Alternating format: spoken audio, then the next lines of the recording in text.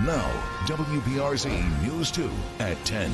Gasoline shortages across the state have parish leaders demanding answers. The Ascension Parish president and sheriff want to know why, with so many refineries nearby, gas is so hard to come by. News 2's Bess Casserly is live with the strain it is putting on drivers and business owners. Michael, Sylvia, this really is the problem across most parishes here, even ones that weren't in directly Ida's path. The problem is supply has just not caught up to demand, and there's no clear timeline on when it will go back to normal. This gas station on Highway 74 in Gonzales is one of less than a dozen in the parish with gas. Employees working overtime, directing traffic and filling customers' gas cans themselves. We're out here just trying to make sure that while we're running off of a generator and stuff, people can get the fuel that we have and until we run out. Lines wrapped around street corners, most waiting for at least 2 hours. It's been very hectic and very stressful because I have a pregnant girlfriend at home and we're trying to get back to Silver right now. So the whole purpose is to try to get gas, and like we're on E right now, so if we leave here, we can't make it nowhere. Many waiting in line have been facing the same problem everyone else has. Most places just aren't open. And I've been to Baton Rouge, Airline, Highway 30, Burnside, and this is about the smallest line I've been in so far. The main reason, power outages. No electricity means no working gas pumps. But Ascension Parish officials are concerned why it's been so difficult to get gas to pumps that have power. The one place that we're getting worse as days go by is in terms of fuel.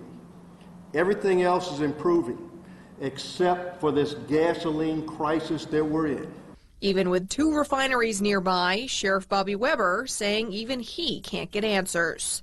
We need to find out why they are not pumping fuel to our distributors so we can get them here into people that are even in more critical need than we are, and we just can't seem to find those answers. For now, Sod's Food Mart says their customers are being patient. To be honest with you, people actually been kind of understanding because of the simple fact they know that, it's a hurricane and that, that there's no other gas stations that's really open right now. It's available to them so they can get gas. So, they pretty much been understanding. But that patience, like the gas supply, is running thin. According to GasBuddy.com, about 49% of gas stations in the Baton Rouge area are either closed or without gas. Reporting live, Bess Casserly, WBRZ News 2. East Baton Rouge Mayor President Sharon Weston Broome spoke with us earlier on the gas situation here in the city parish. It's the home of ExxonMobil right here in Baton Rouge, and they are certainly coordinating with us, especially as it relates to our first responders needing fuel. A lot of our stations are just without power, and so we don't want people to panic about the fuel. I believe we will have fuel once the power gets back up and running. Right now, Entergy reporting just under 95,000 customers are without electricity. In EBR, down almost 16,000 from this time last night. Ascension has another 35,000. Livingston is at 20,000. Statewide outages dropped to 778,000, down 22,000 from yesterday. News 2's Brittany Weiss got an update today on Entergy and DEMCO's work in the capital area. Both DEMCO and Entergy say damage assessments and restoration work is happening now. Crews working to trim trees, removing branches and limbs so linemen can come in and do what they need to do. Some areas are harder to get to than others, especially since traffic has picked up. The faster we can get there, the more productive we can be. And, so if we have help along the way with the community, we'll get it done. The damage is everywhere, but scattered. Entergy says the Baton Rouge area doesn't have the significant transmission line damage that New Orleans does, but hundreds of poles need to be replaced.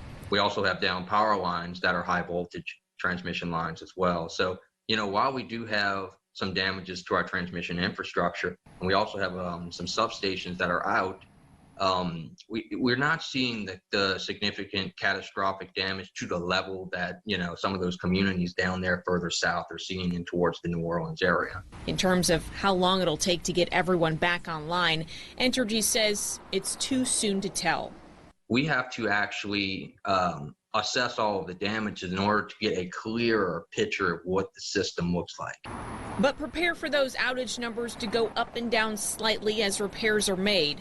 Sometimes our crews have to de-energize an area in order to safely make those repairs. And it's unfortunate, but sometimes it has to be done for the sake of our employees to keep them safe.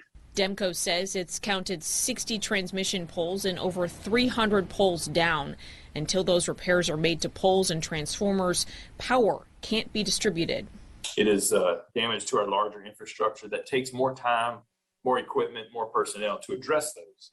And that's what we're doing now. DEMCO says this is going to be a weeks-long effort. Both Entergy and DEMCO say more work needs to be done before repairs can be made to lines serving streets and neighborhoods.